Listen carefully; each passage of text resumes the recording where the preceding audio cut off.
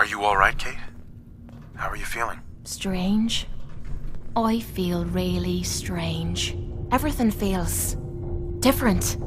Everything feels clearer. Colours, sounds, smells.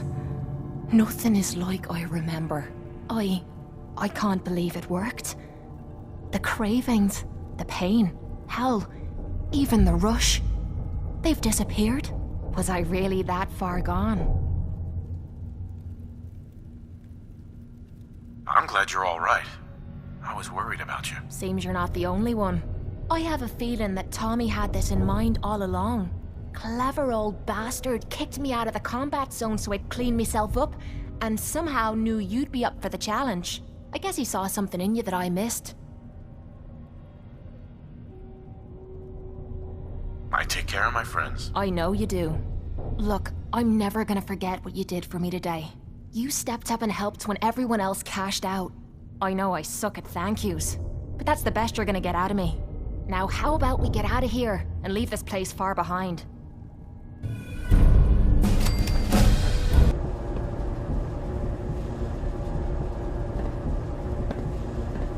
Do you have a minute? I think we should talk. I always have time to listen to you, Cait. Good. Because this isn't easy for me to say, and I want to get it right. Hey. I'd still like to have that talk. Do you have time now? I always have time to listen to you, Cait. Good. Where do I begin? Did you know I spent 3 years fighting at the combat zone? 3 years of getting beaten to hell by a bunch of losers and lunatics.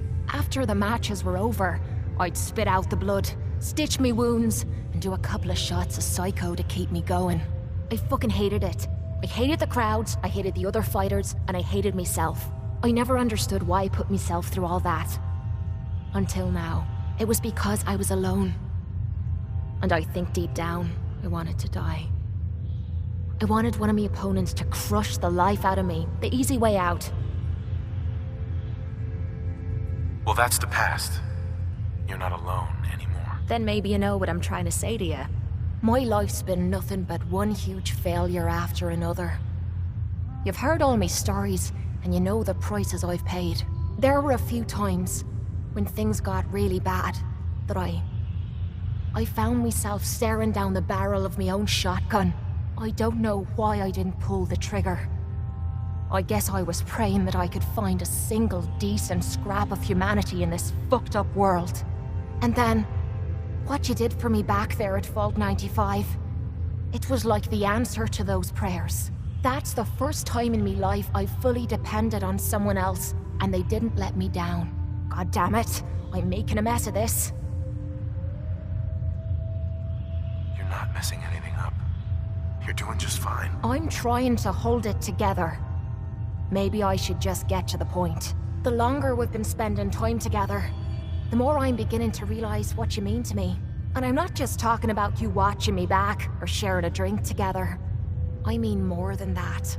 Before we met, I'd never let me guard down around anyone. I didn't dare. But with you, I feel like I can let you in and see me for everything that I am. For better or for worse.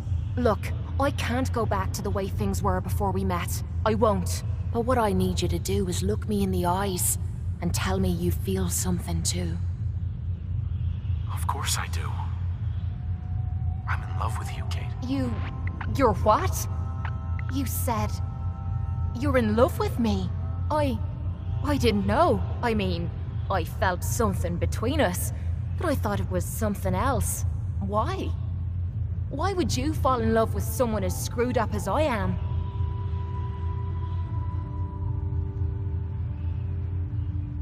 Because you're special to me, Cait. And I don't think I'd be happier with anyone else. You really mean that? You don't know how much this means to me. To have someone special in my life. I promise you. I mean to make the most of it.